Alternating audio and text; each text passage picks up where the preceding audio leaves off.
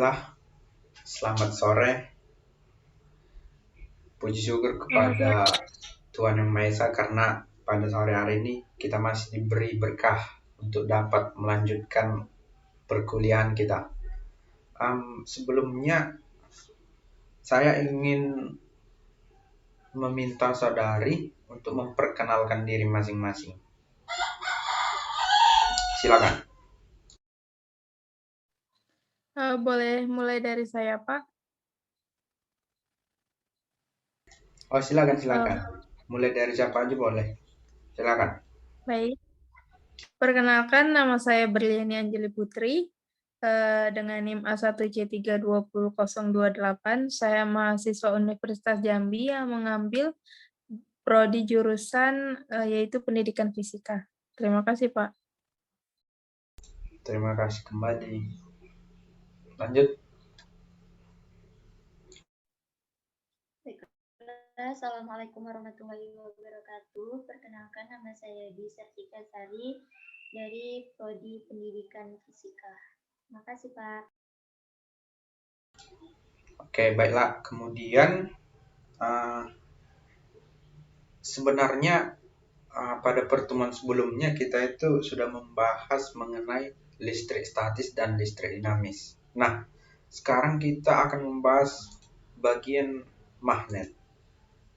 Kenapa sih kita harus bahas magnet? Ada yang bisa nggak ngasih argumennya kenapa kita harus membahas magnet? Nggak apa-apa sih salah, asalkan berkaitan dengan kehidupan sehari-hari aja. Intinya itu apa aja hal yang berkaitan dengan magnet dalam kehidupan kalian sehari-hari.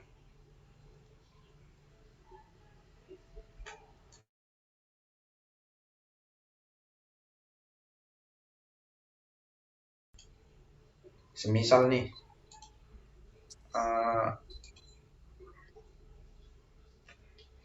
dalam sepeda motor ada nggak magnet?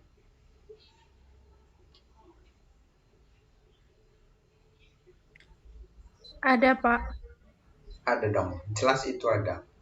Salah satunya terdapat pada dinamo, ya kan? Nah, dinamo itu kan aplikasi dari magnet. Terus dinamo itu akan menghasilkan apa coba?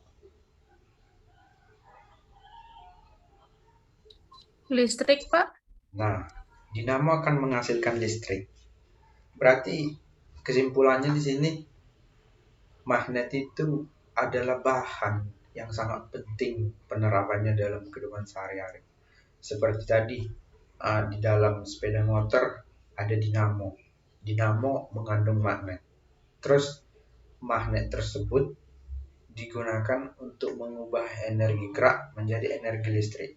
Nah, energi listrik tersebut dapat kita gunakan untuk keperluan spare part sepeda motor lainnya.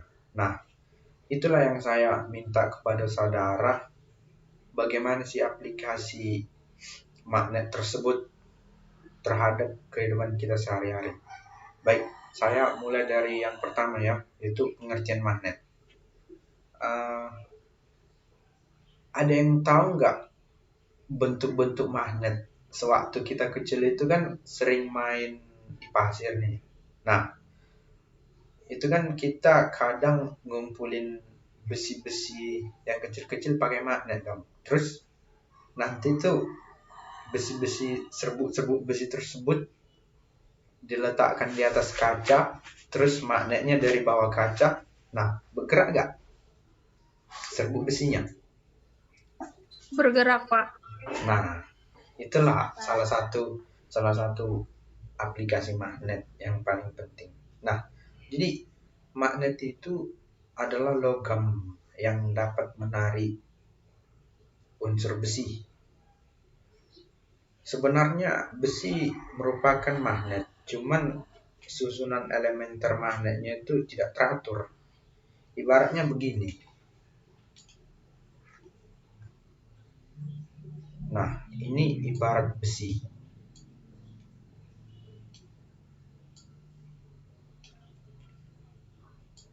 Kalau susunan penyusun magnetnya satu arah seperti ini, menurut logika saudara, itu pengaruh magnetnya kuat nggak?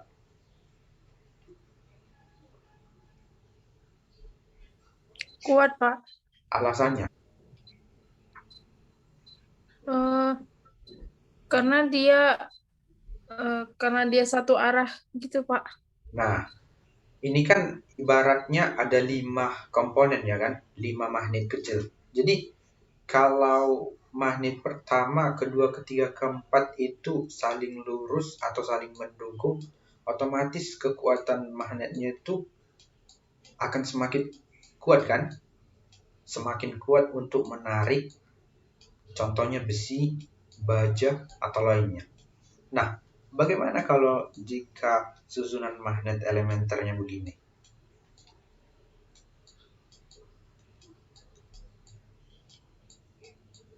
Kuat apa lemah? Lemah, Pak. Nah, alasannya itu jelas secara logika.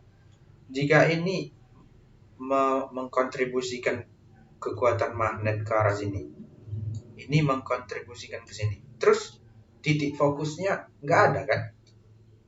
Tidak ada kekuatan fokusnya, kekuatan magnet itu tidak ada. Misal kalau yang tersusun secara rapi begini, fokus magnetnya itu ke depan. Kalau yang ini, tahu nggak kita? Tidak kan? Nah, itulah mengapa besi itu merupakan magnet tetapi tidak dapat menarik besi lainnya. Tidak dapat menolak atau menarik besi. Jadi alasannya begitu. Baik, saya lanjut ke pembahasan selanjutnya.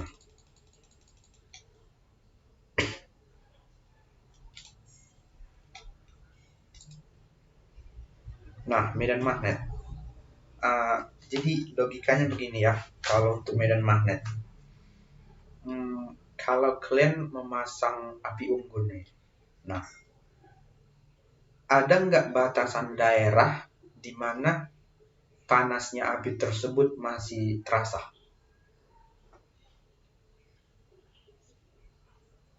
Ada kan? Misalnya. Ada, Pak. Oke, misalnya api unggun saya buat di sini. Nah, ini api unggun. Saudari Dwi Sartika berdiri di sini.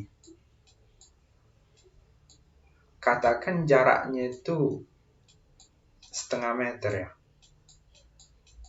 Setengah meter. Sementara saya berdiri di sini. Jaraknya itu katakan 0,8 meter. Kemudian saudari Berliani jaraknya 1,5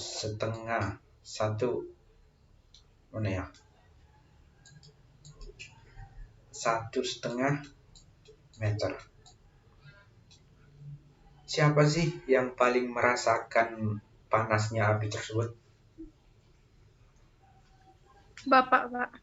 Ya, jelas. Itu karena jarak saya ke api unggun kan lebih kecil. Sementara saudara berdua 1,5 meter dengan 1,5 meter.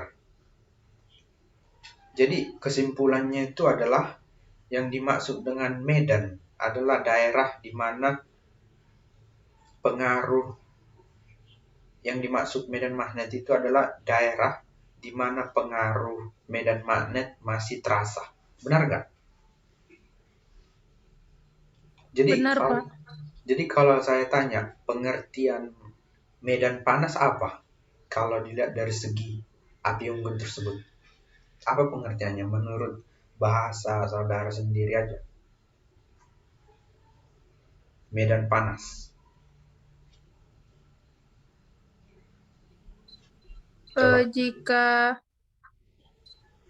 Jika kita lebih dekat dari api, maka panas yang kita rasakan lebih besar dibanding kita yang jauh dari api unggun tersebut. Nah, Artinya medan panas itu adalah daerah atau radius di mana kita masih dapat merasakan panasnya api unggun, ya kan? Kalau medan magnet, apa sih pengertiannya? Analogikan saja. Coba Dwi Sartikasari, apa pengertian medan magnet? Kalau tadi medan panas adalah daerah di mana kita masih dapat merasakan panas dari api unggun. Terus kalau medan magnet, coba.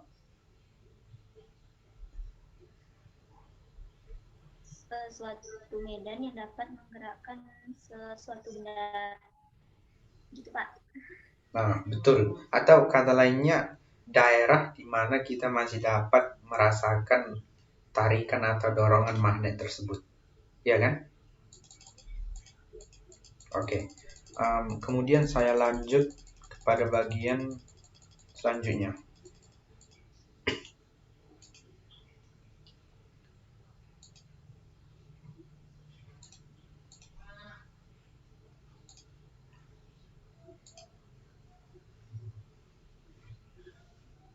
Bahan gini aja, saya akan menggabung antara medan magnet dengan bahan magnetiknya. Oke, kita mulai ya. Ibaratnya ini suatu bahan yang disebut dengan bahan magnetik atau bahan yang dapat ditarik oleh magnet. Jadi ini baja. Magnet itu terbuat dari baja untuk yang permanen. Sebenarnya besi boleh juga digunakan untuk membuat magnet, cuman permanennya itu kurang tahan dia kalau dilihat dari segi permanen. Nah, kita kembali. Ini kutub utara, ini kutub selatan. Pergerakan medan magnet itu sebenarnya dari utara menuju selatan. Itu digambarkan dengan garis-garis seperti ini. Dia akan membentuk lengkungan-lengkungan yang jumlahnya itu tak hingga.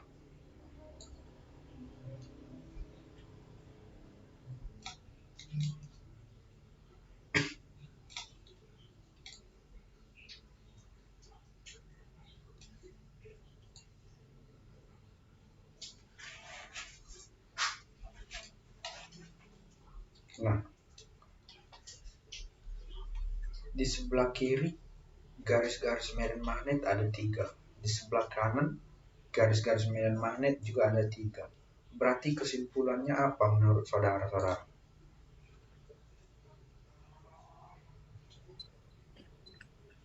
Maka besarannya sama, Pak. Oke. Kuat medan magnet di sebelah kiri atau kanan itu pasti sama. Jadi ada nggak kalian merasa kebingungan dari garis-garis ini? Mengapa sih bentuk garisnya begitu? Pernah nggak kepikiran begitu? Dari Pernah, mana sih? Pak. Dan Nah, itu membuat bingung, Pak. dan itu jelas membuat bingung. Logikanya begini, sebenarnya itu bisa kita amati kalau misalnya ini magnet besi tadi, kita letakin di atas serbuk-serbuk besi. Nah, atau pasir. Serbuk pasir yang mengandung banyak serbuk besi. Jadi nanti ketika batang magnet ini kita letakkan ke serbuk pasir tersebut, otomatis bentuknya seperti ini. Pasir itu akan membentuk suatu lengkungan samar-samar. Nah, lengkungan samar-samar. Dapat nggak dibayangkan? Lengkungan samar-samar dan dianalogikan menjadi seperti garis-garis medan magnet tersebut.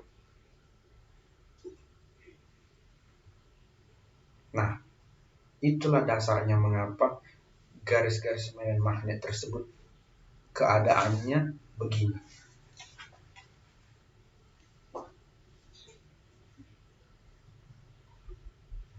Jadi yang menentukan kuat medan magnet dari suatu bahan magnetik itu adalah berapa banyak sih garis-garis medan magnet yang terbentuk. Kalau semakin banyak berarti kuat medan magnetnya semakin besar kan. Nah, itulah analoginya. Jadi pada dasarnya mempelajari suatu fenomena alam itu nggak usah langsung ke persamaan yang begitu rumit, tidak. Kita hanya butuh logika kita berpikir disertai dengan tekun dan teliti. Hanya itu saja. Di sini kita nggak penting membahas rumus, karena sebenarnya rumus itu sudah ada dan siap pakai. Jadi ngapain kita capek-capek menurunin sementara dari dulu-dulunya itu sudah diturunin oleh ahlinya sendiri. Jadi kita dasarnya itu hanya memakai saja. Cuman ada baiknya. Nah, ini kembali ke awal. Ada baiknya kita memahami konsep tersebut secara mendasar atau mendalam. Nah, begitu. Terus saya lanjut ke bahan magnetik. Nah, bahan magnetik tadi kan bahan yang terpengaruh oleh medan magnet. Batu terpengaruh nggak sama medan magnet? Menurut saya tidak, Pak. Tidak kan? Berarti batu itu merupakan bahan yang bersifat tidak magnet. Makanya di dunia ini nggak pernah ada magnet terbuat dari batu ataupun kayu.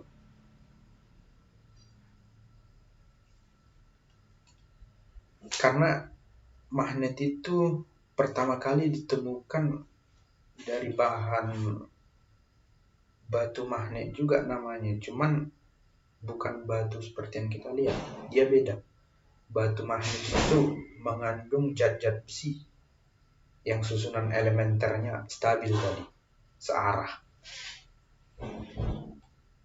Nah, kemudian untuk penggolongan magnet ya, ada magnet keras, ada magnet lunak. Artinya begini,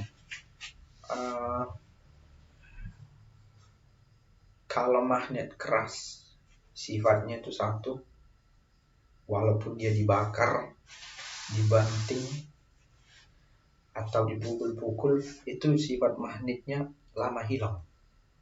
Nah, yang untuk magnet lunak, sekali banting saja sifat magnetnya sudah hilang setengah. Nah, itulah mengapa ada pembagian magnet berdasarkan lunak apa enggak. Oke, kemudian saya lanjut ke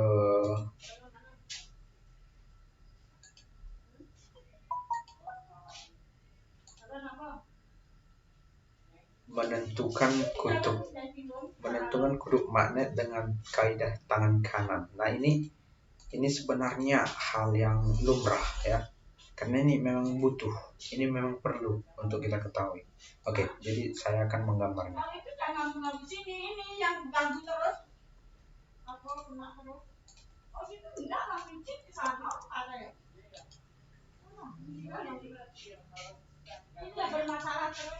Oke, jadi ibaratnya ada suatu kawat. Nah, ada suatu kawat. Boleh nggak saudara bayangkan ini kawat? Boleh ya? Bisa, Pak. Boleh. Saya hubungin ke suatu tegangan listrik. Ini kutub negatif, ini kutub positif. Artinya ini tegangan listrik dengan tipe DC ya kan, arus searah. Karena dia baterai, bukan generator. Nah, nyambung. Menurut saudara, aliran listrik itu mengalir dari mana ke mana? Dasarnya apa? Dari positif ke negatif, Pak. Oke. Atau kata lainnya, potensial yang lebih tinggi ke potensial yang lebih rendah. Nah, inilah yang disebut dengan arah aliran listrik. Nah, berarti kalau di kawat ini arah aliran listriknya ke atas dong, ya kan?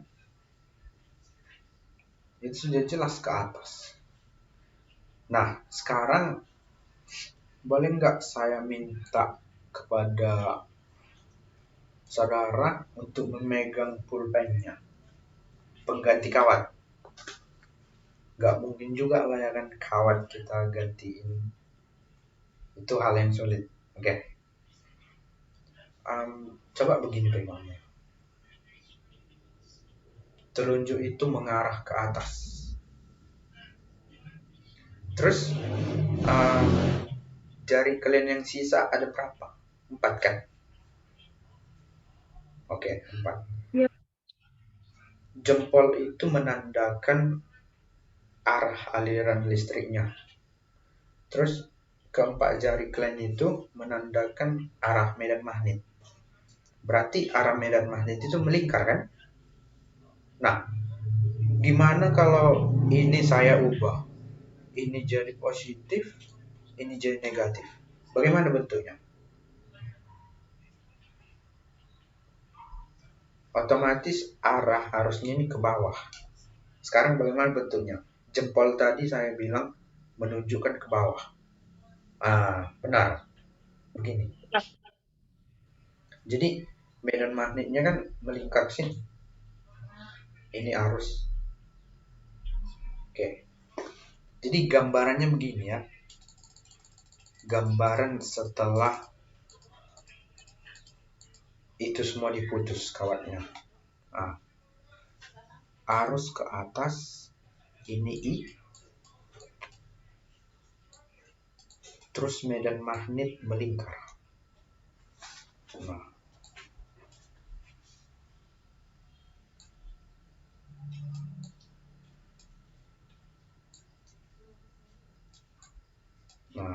Medan magnet melingkar. Nah, jadi medan magnetnya itu kalau kita imajinasikan benar nggak di sekitar sini?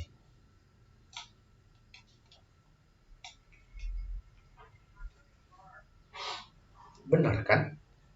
Ibarat tadi Benar, Pak. Ibaratnya ini api unggun. Di sini garis-garis hitam ini adalah batas di mana api unggun tersebut panasnya masih kerasa. Jadi kalau kawat yang menjadi magnet ini, medan magnetnya itu masih kerasa. Ibaratnya jika Anda meletakkan serbuk besi di sini atau di sini atau di sini, asalkan tidak keluar dari daerah hitam, maka itu akan bagaimana? Coba Dwi Sartiasari. Itu akan bagaimana? Bagaimana serbuk besinya kalau kita letakkan di sini selama tidak keluar dari area gelap atau black area? Bagaimana tuh? Ulang, Pak, ulang. Oke, jadi ini garis-garis ini adalah batas di mana medan magnet itu masih kerasa. Nah, jadi kalau saudara Dwi Sartika meletakkan besi atau serbuk besi di daerah ini selama tidak berada di daerah luar, apa yang terjadi pada serbuk besi tersebut? Akan ketarik oleh magnet tersebut. Betul, akan ketarik. Jadi ketika saudara membaca literatur lain yang menjelaskan garis-garis medan magnet tetapi tidak menjelaskan secara logika, sulit nggak untuk dipahami? Sulit kan? Sulit, Pak. Nah, Sulit, begitu. Pak. Jadi pada dasarnya yang diperlukan dalam metode pembelajaran itu adalah bagaimana kita memvisualisasikan logika siswa terhadap materi tersebut. Di sini saya menggunakan metode heuristik. Jadi artinya siswa itu saya anggap paling aktif dalam pembelajaran kelas ini. Oke, cukup untuk medan magnet ya. Kita akan lanjut ke bagian akhirnya. Nah, ini sebenarnya hanya perhitungan saja. Di sini tidak ada hal yang begitu signifikan untuk dilogikakan. Ini hanya persamaan matematika saja. Jadi, untuk mengerjakan ini kita butuh fisika matematika. Nah, itulah fungsinya mengapa kita harus mengkaitkan fisika matematika dengan pelajaran fisikanya. Jadi, pada dasarnya belajar itu adalah saling menghubungkan antara logika satu dengan logika lain. Jadi, yang namanya belajar itu tidak ada yang sulit. Intinya, saudara itu harus percaya diri, tekun, dan disiplin. Oke, terima kasih. Sebelum saya menutup, ada nggak pertanyaan atau kesan begitu atas metode saya mengajar? Saya persilahkan ya. Maaf Pak, sebelumnya saya ingin izin bertanya mengenai Ya, apa yang dimaksud dengan garis gaya pada medan magnet ya Pak?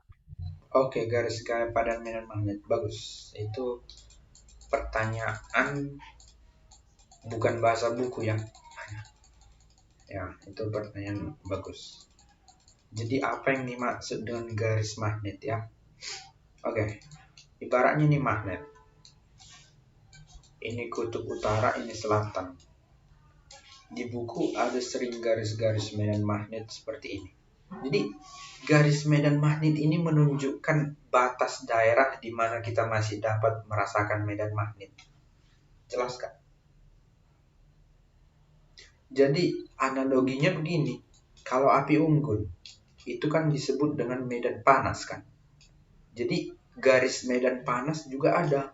Nah, fungsi dari garis medan panas ini adalah batasan daerah di mana panas tersebut masih kerasa. Logika enggak? Logika Pak. Nah, logika. Demikian jawabannya. Ada lagi?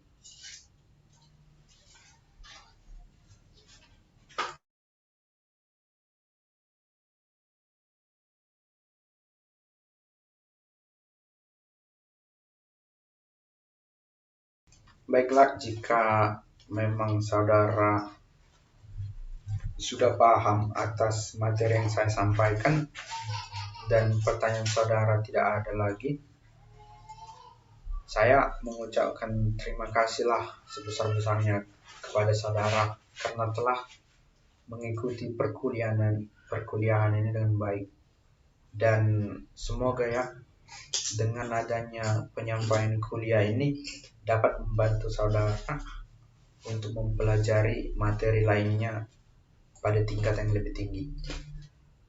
Akhir kata saya ucapkan terima kasih. Selamat sore. Baik Pak. Terima kasih kembali kasih. Pak. Selamat sore.